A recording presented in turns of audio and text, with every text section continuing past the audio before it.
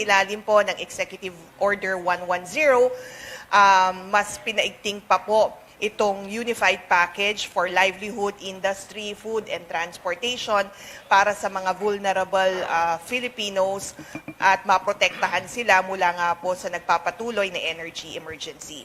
So again, alinsunod sa kautusan po ng Pangulong Marcos Jr., ang DSWD po ay magbibigay ng agarang tulong para sa mga kababayan natin. 7.5 million households po ang makikinabag dito sa bagong uplift assistance. There are 3 groups na kung saan nga po yung unang pangkat ay binubuon ng 3.5 million households.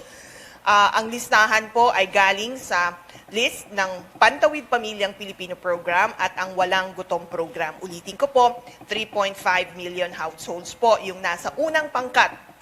Sa second group, meron po tayong 2.5 million households. Nakabilang po dito ay yung mga mahihirap at near poor natin mga kababayan. Mahihirap po but are not included in the Pantawid Pamilyang Pilipino Program and the Walang Gutom Program. And yung mga near poor o yung nandun po sa lumagpas po dun sa poverty threshold but are vulnerable, no? Kung halimbawa magkaroon ng sudden shock, they're vulnerable to slide down to poverty kung wala pong government intervention.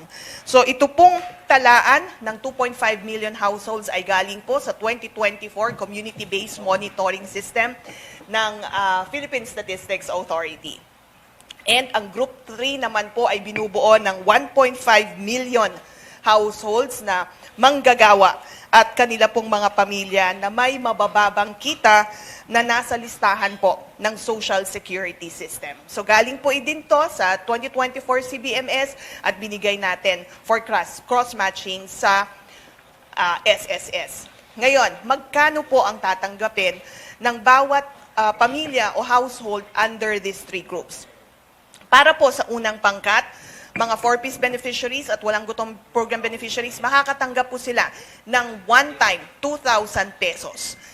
Yung namang pong Group 2 makakatanggap din ng 2,000 pesos mula Hulyo hanggang Disyembre.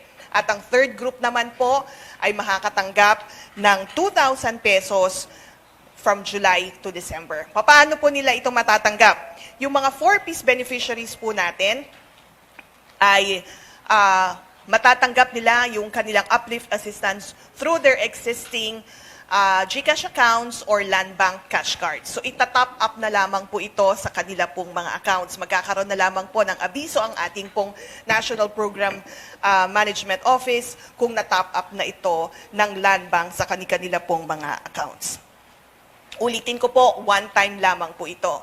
Now, for our Walang Gutom Program beneficiaries na tumatanggap po ng assistance through their electronic benefit transfer cards, but food credit po kasi iyan. So ang gagawin po natin, sa redemption days po nila, starting next week, magkakaroon ng manual payout for this one-time 2,000 pesos uplift assistance.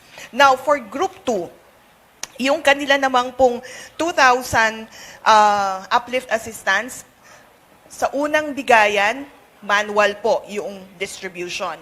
But we will take that opportunity to enroll them sa mga financial service providers na available in the respective areas or sa Land Bank para yung succeeding uplift assistance po nila ay matatanggap na nila through their digital accounts. At para naman po sa ating pong mga kabilang sa Group 3, yung mga employed at kasama sa 2024 CBMS ng PSA, yung pong may 20,000 and below na SSS monthly salary credit at nakapaghulog ng contribution at least once in 2025 or in 2026 at meron pong special disbursement account sa SSS, matatanggap po ito through their SSS accounts.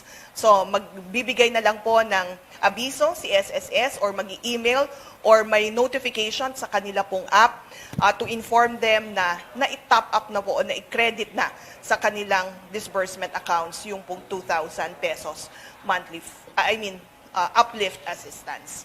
So yun po yung latest with respect to the uplift assistance provided by the government to our fellow Filipinos who are vulnerable to the impact of the ongoing energy emergency.